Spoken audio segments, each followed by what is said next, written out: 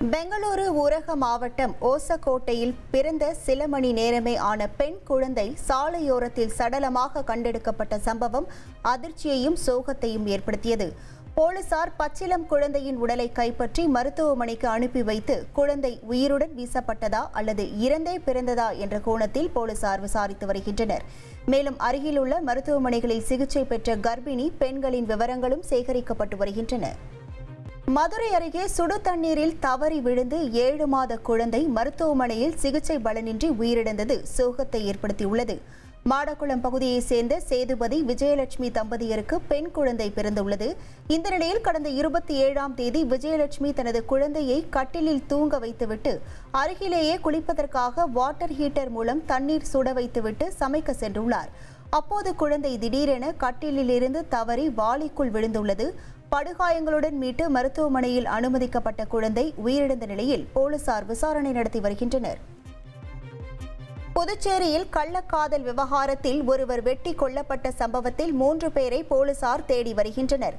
புதுச்சேரி வம்பாக்கீரை பாளையம் பாண்டி மெரினா செல்லும் சாலையில் இளைஞர் மர்மமான முறையில் இறந்து கிடந்தார்.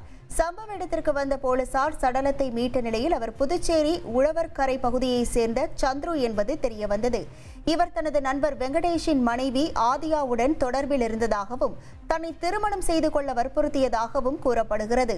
இதையடுத்து தனது நண்பர்களுடன் சேர்ந்து சந்துருவை வெங்கடேஷ் வெட்டி கொன்று உடலை சாலையில் போட்டுவிட்டு சென்றது முதல்கட்ட விசாரணையில் தெரியவந்துள்ளது. இந்த வழக்கில் வெங்கடேஷ், சரண் மற்றும் ராஜு ஆகிய 3 பேரை போலீசார் தேடி வருகின்றனர். திட்டக்குடி அருகே தேசிய நெடுஞ்சாலையில் வளைகாப்பிற்கு சென்ற வேன் கவிழ்ந்து விபத்துக்குள்ளானதில் 10 பேர் காயமடைந்தனர். திட்டக்குடி கடலூரில் வளைகாப்பிற்கு சென்ற வேன் கவிழ்ந்து விபத்துக்குள்ளானதால் பரபரப்பு ஏற்பட்டது. கடலூர் மாவட்டம் திட்டக்குடி அடுத்துள்ள இலக்கூர் தேசிய நெடுஞ்சாலையில் வளைகாப்பிற்கு சென்ற வேன் முன்னால் சென்ற காரை முந்த முயன்ற போது சாலை தடுப்பு மீது மோதி விபத்து ஏற்பட்டது. இதில் வேனில் பயணித்த 10 பேர் காயங்களுடன் மீட்கப்பட்ட நிலையில் சிகிச்சைக்காக மருத்துவமனையில் அனுமதிக்கப்பட்டுள்ளனர். ஆந்திர மாநிலம் திருப்பதியில் உள்ள உலக புகழ்பெற்ற திருப்பதி ஏழுமலையான் கோவிலில் உக்கிர சீனிவாச மூர்த்திக்கு திருவீதி உலா நடைபெற்றது. திருப்பதி ஏழுமலையான் திருவடிகளின் கீழ் 2 அடி உயரத்தில் எழுந்தருளி இருப்பவர் உக்கிர சீனிவாச மூர்த்தி. கைசிக துவாதசி தினமான இன்று வருடம் முழுவதும் ஏழுமலையான் கருவறையிலிருந்து காட்சியளிக்கும் உக்கிர சீனிவாச மூர்த்திக்கு சிறப்பு பூஜைகள் செய்யப்பட்டது.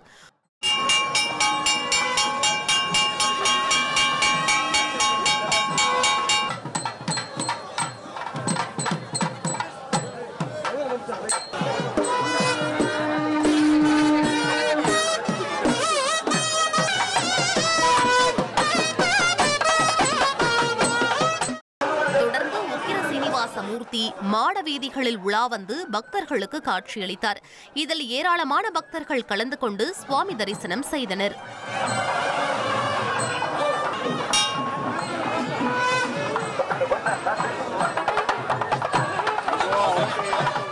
உங்கள் தந்திவன் தொலைக்காட்சியில் கருடா தினமும் காலை 6 மணிக்கு காணத் தவறாதீர்கள்.